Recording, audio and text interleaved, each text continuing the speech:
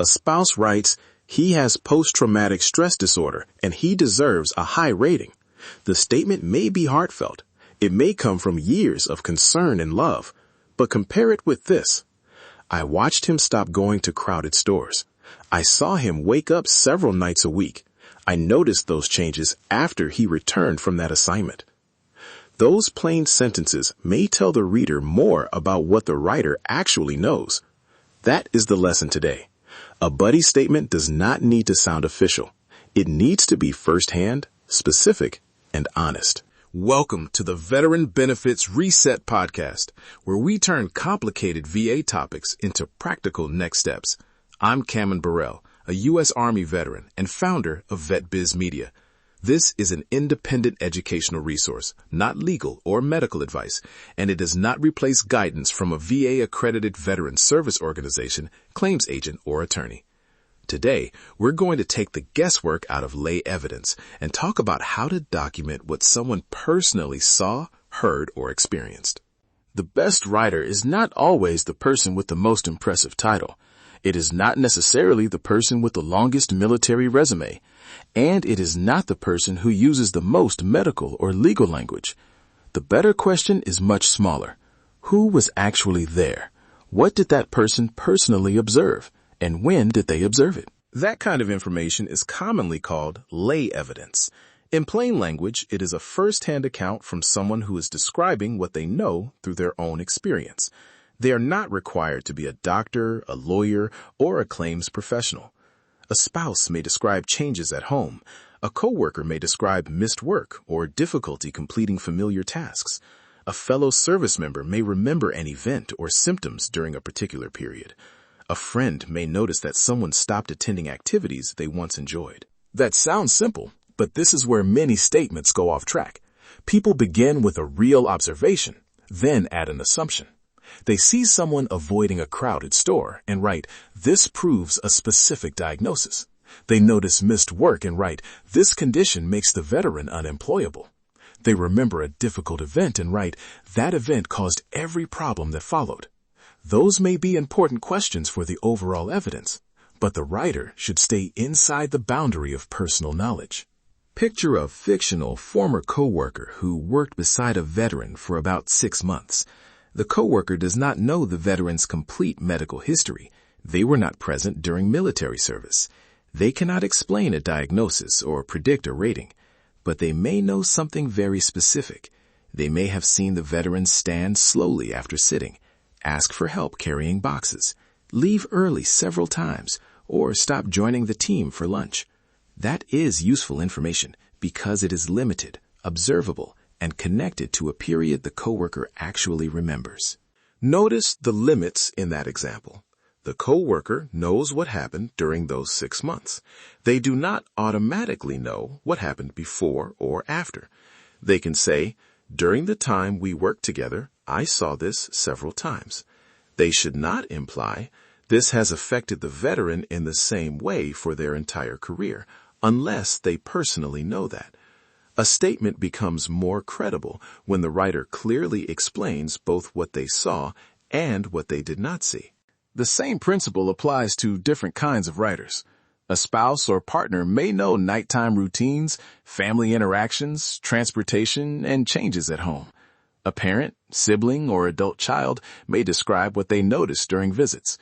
A supervisor or coworker may have direct knowledge of attendance, schedule changes, work tasks, or interactions on the job.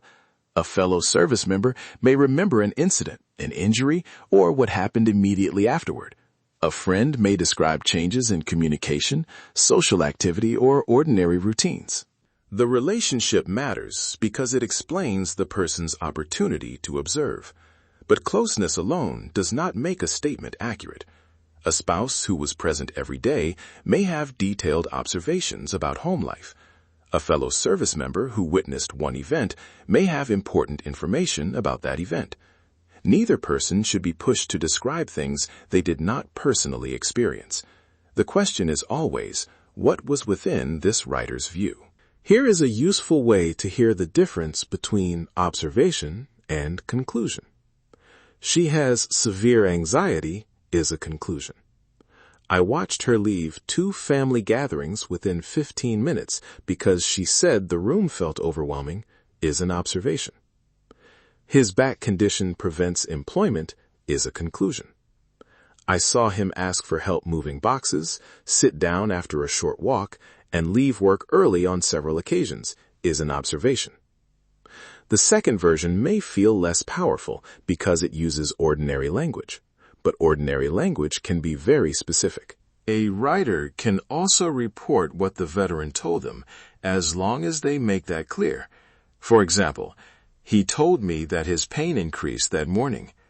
That is different from writing, I personally examined him and know the medical cause of his pain. If the writer did not see an event, they should not describe it as though they did. If they heard about it from someone else, they should identify that limitation. If they cannot remember the exact date, an honest approximation is better than a confident guess. So, what should the statement actually contain? Think of 5 simple questions. Who is the writer? How do they know the veteran? What did they personally see, hear, or experience? When did it happen, even approximately?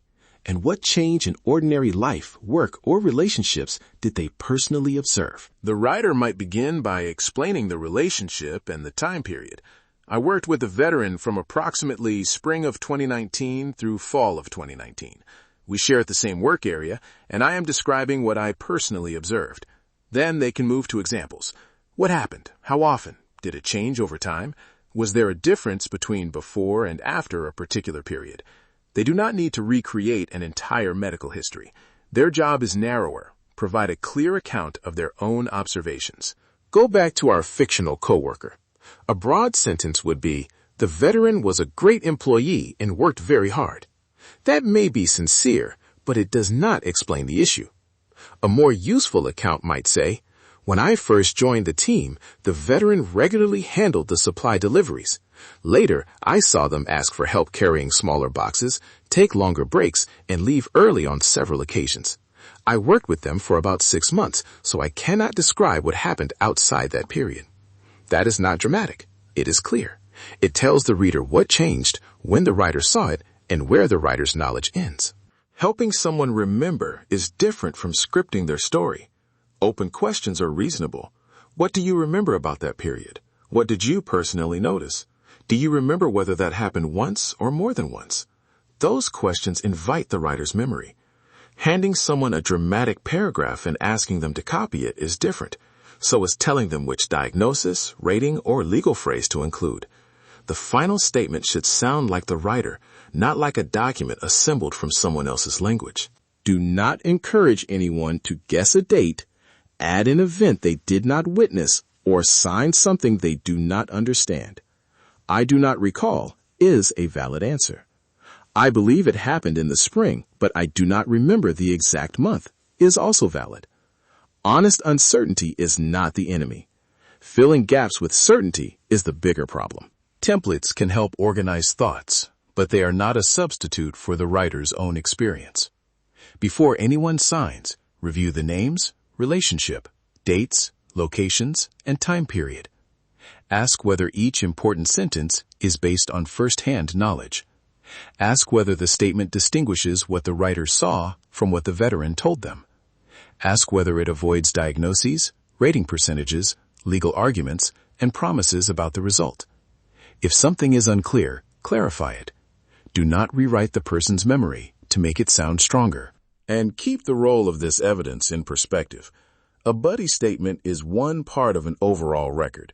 It may add context to military records, medical evidence, employment information, or a gap between appointments. But it does not guarantee service connection, a disability rating, an effective date, a compensation amount, or a favorable decision. It may not replace medical evidence or a professional opinion when those are relevant. The VA reviews the complete record under the applicable rules, and every veteran's circumstances are different. If you are looking at a past decision, do not assume that adding any statement will resolve every issue. Read the decision carefully and note what was missing, unclear, or disputed. Then write down questions about what kind of evidence may address that concern. A fellow service member, family member, or former coworker may have relevant first-hand information, but that person should speak only to what they know. Discuss those questions with a VA-accredited VSO, claims agent, or attorney when appropriate, and verify current guidance through official VA resources. Here is a 5-minute exercise you can complete before the next episode. Identify one potential first-hand observer. Do not ask them to promise a favorable result. Just ask whether they are comfortable describing what they remember in their own words. Then make 3 columns on a piece of paper.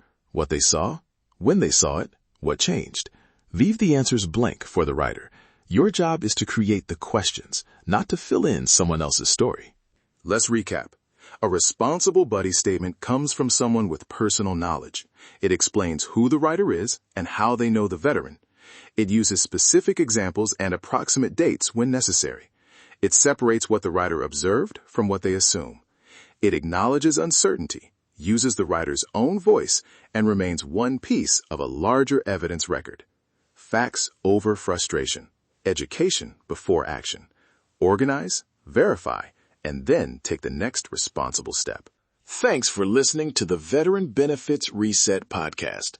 If today's episode helped, follow the podcast, leave a review, and share it with another veteran, family member, or caregiver who could benefit. Download the free 7-step Veteran Benefits Reset Guide at vetbizmedia.com/veterans7. Remember to verify current information through official VA resources and consult an accredited professional when appropriate. Your service did not expire. Your story is still worth reviewing. Take the next responsible step.